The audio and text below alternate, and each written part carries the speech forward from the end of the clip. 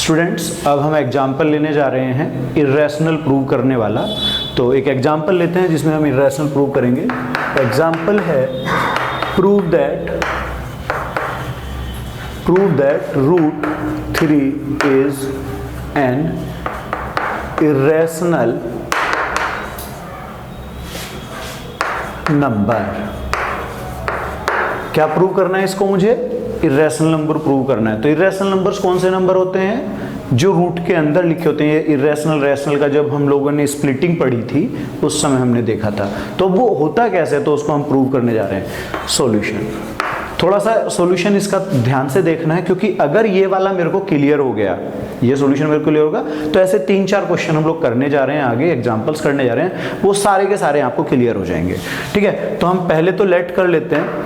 Late root 3 is a rational number. ये आप number notation समझना, नंबर लिखा है मैंने। ये हमने क्या मान लिया? रूट 3 को रैशनल नंबर। अब एक चीज याद कीजिएगा, जब कोई रैशनल नंबर होता है तो किस फॉर्म में होता है? P/Q फॉर्म में। तो हमें क्या लिखना पड़ेगा? Let root 3 equal to P/Q। और यहां पर जो प्रॉपर्टी है PQ की, सबसे पहली चीज तो Q 0 नहीं हो सकता, और दूसरा P and Q are coprime. अब को-प्राइम नंबर्स कौन से होते हैं? ये को-प्राइम नंबर वो नंबर होते हैं जिनमें कोई कॉमन फैक्टर नहीं होता 1 से अलग। मतलब इन दोनों का PQ का केवल एक फैक्टर हो सकता है कॉमन, वो है 1 आपका। ओके, अब आप इसमें क्रॉस मल्टीप्लाई कर दीजिए। ये जब क्रॉस मल्टीप्लाई जाएगा तो P किसके इक्वल हो जाएगा? रूट 3Q के। अब सपोज हम लोग रूट हटाना चाह रहे हैं यहाँ पे, तो रूट हटाने का क्या तरीका होता है स्टूडेंट्स? रूट हटाने का तरीका होता है कि हम लोग स्क्वायर कर दें। क्या कर दें हम? स्क्वायर। अब आप जब इसका स्क्वायर करेंगे इनका दोनों तरफ, तो कैसे लिखेंगे स्क्वायर? इधर हो जाएगा आपका P² और इधर क्या आएगा? रूट 3 का स्क्वायर तो 3 रह जाएगा, और ये हो गया आपका Q²। अब थोड़ा सा ध्यान से समझना है, यहाँ पर थोड़ा सा कैलकुलेशन का दिमाग लगाना है, मतलब मेरे को न्यूमेरिकली दिमाग लगाना है यहाँ पे। अगर कोई नंबर 3 का मल्टीपल लिखा हुआ है, जैसे कि ये 3Q² है, तो इसका मतलब क्या हुआ कि जब 3 का स्क्वायर है, मतलब 3Q² लिखा हुआ है, तो यहाँ पर ये 3 से डिविजिबल होगा। क्या होगा यहाँ पे? ये 3 से डिविजिबल होगा। तो हम लोग यहाँ क्या स्टेटमेंट डालने जा रहे हैं? 3Q² is divisible by 3।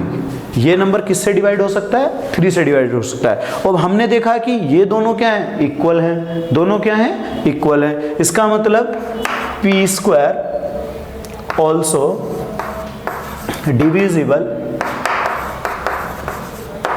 Bye 3। जो P² है ये आपका इक्वल किसके है? 3Q² के। और 3² 3 से कैंसिल हो रहा है, डिवाइड हो रहा है, इसका मतलब P² भी 3 से डिवाइड होगा। क्लियर है सबको? तो अब यहां पर P² मैंने लिख दिया 3 से डिविजिबल है। यहां क्या थे? PQ, ये को-प्राइम नंबर है, मतलब प्राइम नंबर है। P और Q दोनों प्राइम नंबर हैं। अब किसी प्राइम नंबर का स्क्वायर अगर कैंसिल होता है तो उस नंबर को भी हम उस सेम नंबर से डिवाइड कर सकते हैं। जैसे यहां मैंने लिखा P² डिविजिबल है 3 से, इसका मतलब P भी 3 से डिविजिबल होगा। तो मैं इस बात को इंप्लाइज दैट करके लिख सकता हूं P also divisible, P also divisible by 3। ये आपका P भी 3 से डिवाइड हो सकता है, डिविजिबल होगा। अब आप यहां समझिएगा नेक्स्ट आगे का स्टेप क्या होगा। जब कोई नंबर, जैसे इसमें कहा गया भाई 3 का डिविजिबल है, ये यहां पे हमने बात करी ना 3 से डिविजिबल है, तो जब ये 3 से डिविजिबल है तो ये 3 का मल्टीपल होना चाहिए। क्या होना चाहिए? ये 3 का मल्टीपल होना चाहिए। तो हम लोग यहां क्या लिखने जा रहे हैं? Let P equal to 3n। Let P equal to 3n। Clear हो रहा है सबको? P हमने 3n मान लिया। अब इसमें क्या करना है मेरे को? Squaring both the sides. क्या आने वाला है? ये 9n²। थोड़ा सा इक्वेशंस कंसीडर कर लेते हैं। ये जो हमने यहाँ पे माना था इसको हम ले लेते हैं इक्वेशन 1, ये हो गई इक्वेशन 1, और यहाँ आप इसको 2 कंसीडर कर लीजिए। इक्वेशन 1 इक्वेशन 2, अब ये एक नई फॉर्म बन के आई, इसको हम इक्वेशन 3 लिख लेते हैं। तो इन दोनों इक्वेशन से कौन कौन सी इक्वेशन से स्टूडेंट्स, इक्वेशन ये है मेरे पास, ये है, दोनों में क्या लिखा हुआ है देखो ध्यान से, दोनों में LHS है p²। तो अगर मैं दोनों p² को इक्वेट कर लेता हूँ, इक्वल कर लेता हूँ, तो हम जो लिखने जा रहे हैं यहाँ पे फ्रॉम इक्वेशन 2 एंड 3, कौन सी दो इक्वेशन यूज कर रहा हूं मैं, इक्वेशन 2 एंड इक्वेशन 3, ये दोनों दिख रही होंगी हमको, इन दोनों से मैं इक्वल लिखने जा रहा हूं। तो 3q² है यहां पर, तो ठीक है, और इधर क्या आएगा, ये दिख रहा होगा ना 9n² इक्वल टू 9n²। वहां पर 3q² इक्वेशन 2 में, और यहां पर क्या है 9n²। आप इसको कैंसिल कीजिएगा, 3 टाइम जाएगा, तो यहां से मुझे मालूम चला q² equal to 3n², q² equal to 3n²। Clear. अब इसको कंपेयर कीजिए जरा इससे, सेम ही चीज तो है, यहां भी 3n² लिखा हुआ है, यहां भी 3q² लिखा हुआ था। तो जो स्टेटमेंट यहां चली थी q को लेकर के और p को लेकर के, ऐसे ही स्टेटमेंट चलेगी n एंड q के लिए। तो यहां पर क्या लिखना पड़ेगा, here 3n² is divisible by 3। Clear है, जैसे यहां पे लिखा ना 3q² divisible by 3, so q² and q also divisible by 3। ये दोनों भी क्या होंगे, दोनों क्या होंगे, ये देखो q² and q दोनों 3 से डिविजिबल होंगे। अब आप जरा कॉमन बात पकड़िएगा, ये बात पकड़िए, यहां पर लिखा हुआ है q डिविजिबल बाय 3 है, यहां लिखा है p डिविजिबल बाय 3 है, ठीक है। तो ये तो थोड़ा सा कंट्राडिक्शन क्रिएट नहीं हो गया। हमने यहां क्या कंसीडर किया था कि p q का कोई कॉमन फैक्टर नहीं हो सकता, क्योंकि कोप्राइम है तो इसमें कॉमन फैक्टर तो होगा नहीं, किसके सिवाय, 1 के सिवाय, 1 से अलग ये किसी चीज से नहीं कटेंगे। लेकिन अब यहां पे क्या आ गया, यहां भी 3 से कैंसिल हो रहा है p, यहां 3 q को काट रहा है, मतलब p भी 3 से कैंसिल है, q भी 3 से कैंसिल है।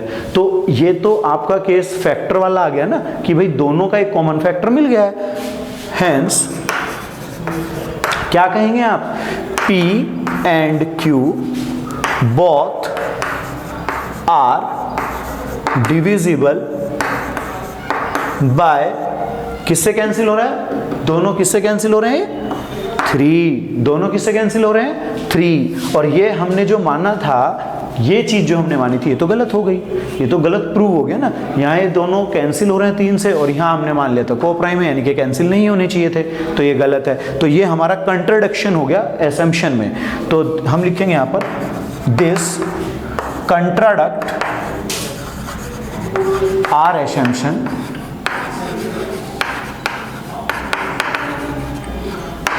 so our assumption is wrong,